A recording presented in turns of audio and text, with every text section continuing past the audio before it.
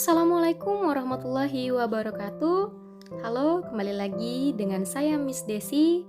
Kali ini kita akan mempelajari materi tentang hukum fluida. Nah, sebelumnya jangan lupa di-subscribe dulu. Lalu bunyikan loncengnya untuk dapetin info selanjutnya. Baiklah, sekarang kita akan membahas terlebih dahulu mengenai hukum pokok hidrostatis, di mana hukum pokok hidrostatis menyatakan bahwa setiap titik yang terletak pada bidang datar di dalam suatu zat cair yang sama akan memiliki tekanan hidrostatis yang sama. Sebagai contoh, saya telah menggambarkan 3 buah bejana yang berbeda bentuknya, tetapi diisi dengan zat cair yang sama dengan ketinggian yang sama.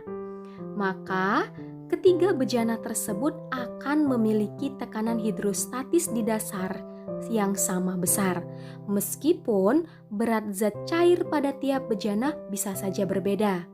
Hal ini dikarenakan tekanan hidrostatis hanya bergantung kepada massa jenis zat cair, percepatan gravitasi, dan kedalamannya. Sekarang kita perhatikan sebuah tabung yang berbentuk U yang kita isi dengan 2 zat cair yang berbeda, di mana tabung sebelah kiri kita isi dengan zat A dan tabung sebelah kanan kita isi dengan zat B.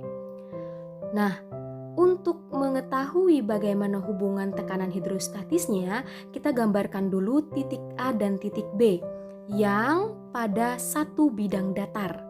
Sehingga menurut hukum pokok hidrostatis, tekanan hidrostatis pada titik A akan sama dengan tekanan hidrostatis pada titik B. Lalu kita masukkan saja tekanan itu Rho dikali G dikali H.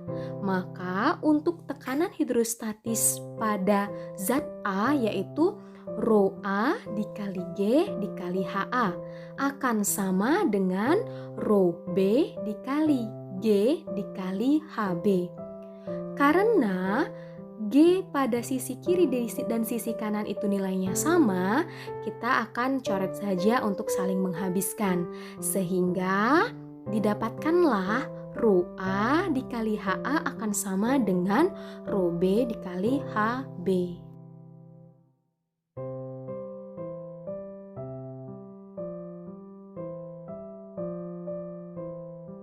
Sekarang kita akan membahas mengenai hukum Pascal.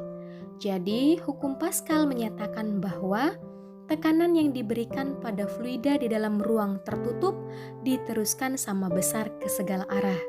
Sebagai contoh penerapan hukum fluida yaitu ada pompa hidrolik dan ada dongkrak hidrolik.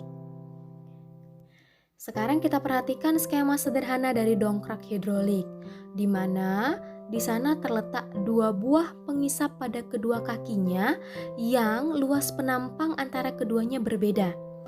Di sana saya buat luas penampang pada sisi kiri itu A1 dan luas penampang pada sisi kanan yaitu A2.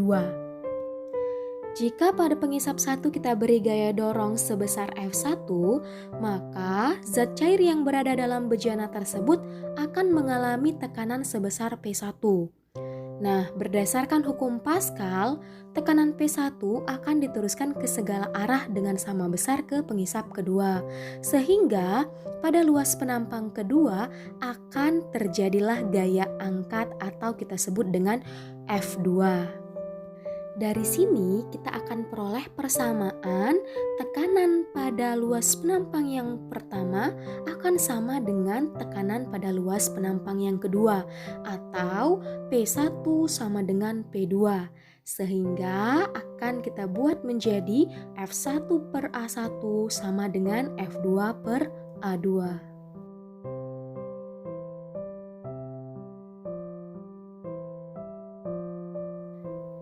Baiklah, sekarang kita akan membahas mengenai hukum Archimedes. Sebelumnya, apakah kamu pernah melakukan percobaan mengangkat sebuah benda yang berada di dalam air? Apakah benda tersebut terasa lebih ringan atau terasa lebih berat? Jadi, ketika dimasukkan ke dalam zat cair, benda akan mengalami gaya ke atas, sehingga benda tersebut akan terasa lebih ringan. Nah, fenomena ini kita sebut atau kita kenal dengan hukum Archimedes. Hukum Archimedes dinyatakan bahwa benda yang dicelupkan ke dalam fluida akan mengalami gaya ke atas yang sama besar dengan berat fluida yang dipindahkan oleh benda tersebut. Sekarang kita perhatikan sebuah bejana yang telah diisi dengan zat cair atau fluida. Ketika sebuah benda yang bervolume V kita celupkan ke dalamnya, maka akan terjadilah gaya angkat ke atas atau kita kenal juga dengan gaya apung, di mana formulasinya yaitu Fa sama dengan rho fluida dikali dengan percepatan gravitasi dikali dengan volume benda yang tercelup.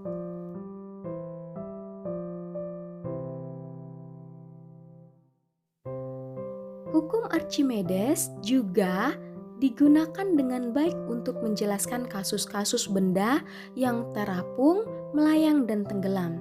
Pada kasus pertama ada kasus terapung. Hal ini disebabkan massa jenis benda lebih kecil daripada massa jenis fluida, sehingga berat benda akan lebih kecil daripada gaya ke atas atau gaya apungnya. Lalu, pada benda yang melayang, hal ini disebabkan karena massa jenis benda sama dengan massa jenis fluida, sehingga berat benda sama dengan gaya ke atas atau gaya apungnya. Nah, untuk kasus tenggelam, hal ini disebabkan karena massa jenis benda lebih besar daripada massa jenis fluida, sehingga berat benda lebih besar daripada gaya ke atas atau gaya apungnya.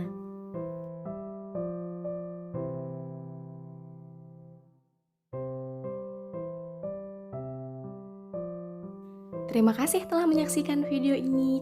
Jangan lupa like dan share ke teman-teman kamu yang lain ya.